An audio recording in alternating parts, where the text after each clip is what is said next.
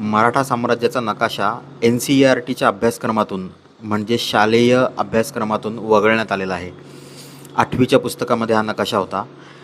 तर यामागची सगळी स्टोरी पहिल्यांदा मी तुम्हाला सांगतो की कशा कशा घटना घडल्या त्या.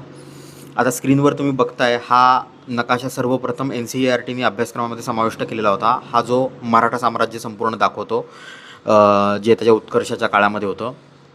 हा दुसरा नकाशा आहे. जेव्हा काही राजपूत राजघराण्यांनी आणि काही पॉलिटिशियन्सनी, काही हरियाणाच्या लोकांनी, राजघराण्यांनी याला थोडासा विरोध करायला सुरुवात केला, त्यावेळी NCERTने अशी भूमिका घेतली की लिमिटेड मराठा इन्फ्लुएन्स म्हणून राजपुतानाचा भाग दाखवला आणि बाकीचा जो भाग होता तो नेहमीप्रमाणे मराठ्यांच्या अंडर दाखवून हा नकाशा दुसरा जो होता हा पब्लिश केला होता. या नकाशालासुद्धा राजपूत राजघराण्यांनी कडाडून विरोध केला आणि या विरोधासमोर झुकून NCERTने मराठा साम्राज्याचा संपूर्ण नकाशाच वगळून टाकलेला आहे. अतिशय निषेधार्ह गोष्ट आहे. पण यामागची एक गंमत तुम्हाला सांगतो की हा विरोध करण्यामध्ये सर्वात लीडवर जे होते ते म्हणजे बुंदीचे जे आत्ताचे राजे आहेत भूपेश सिंह हाडा, हे त्याच्या मागे होते आणि त्यांनी सर्व राजघराण्यांना एकत्र केलं आणि हे जे मंत्री होते त्यांच्याकडे जाऊन त्यांनी आपला विरोध दर्शवला. त्यांचं असं म्हणणं होतं की आम्ही कुणासमोर झुकलो नाही की वाकलो नाही.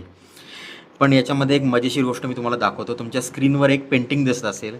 या पेंटिंगमध्ये अकबर सम्राट त्याच्या गादीवर बसलेला आहे आणि त्याच्यासमोर एक त्याच्या पायाशी लोटांगण घेताना एक व्यक्ती दिसत आहे. त्या व्यक्तीचं नाव आहे सुरजन सिंह हाडा. हा बुंदीचा महाराज हे होते आणि 1569 सालचं पेंटिंग आहे.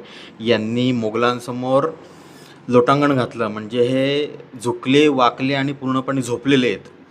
पण यांना अडचण एवढीच आहे की यांना मराठ्यांच्या अंडर त्यांना दाखवलं, याचा त्यांना राग आला. म्हणजे इथं मुघल दरबारामधला हे महाराज दिसत आहेत आणि छत्रपती शिवाजी महाराजांचं पण हे पेंटिंग मी तुम्हाला दाखवतो. हे पेंटिंग तुम्हाला बघितल्यावर काय वाटतं मला सांगा. आपण जे अभिमानाने म्हणतो की दिल्लीच्या तख्तापुढं महाराष्ट्र झुकत नाही, त्याचं मानक म्हणजे हे, त्याचं आयकॉन म्हणजे हे पेंटिंग आहे. मला असं वाटतं की मराठ्यांनी काही ही चूक केली का की हिंदुस्थानला नादिरशहापासून वाचवलं, हिंदुस्थानला मोगलांपासून वाचवलं, अब्दालीपासनं वाचवलं, पानिपतचं एक युद्ध मोठं आपण केलं. त्यावेळी राजपुतान्यातलं कोणतंही घराणं त्याच्यामध्ये लढायला आलेलं नव्हतं. संपूर्ण हिंदुस्थान जो आहे हा अब्दालीपासून मराठ्यांनी वाचवलेला होता आणि असं असतानाही सरकारने आपल्याला काय याचं बक्षीस दिलं. हा व्हिडिओ जास्तीत जास्त लोकांपर्यंत पोहोचवा आणि खास करून सर्व आमदार आणि खासदारांपर्यंत पोहोचवा. त्यांना थोडं तरी याबद्दल काहीतरी वाटलं पाहिजे आणि त्यांनी आपला आवाज जो आहे हा संसदेत उठवला पाहिजे, जसा या राजपूत घराण्याने संसदेत उठवला. आणि हा नकाशा पुन्हा एकदा NCERTच्या अभ्यासक्रमामध्ये समाविष्ट झालाच पाहिजे.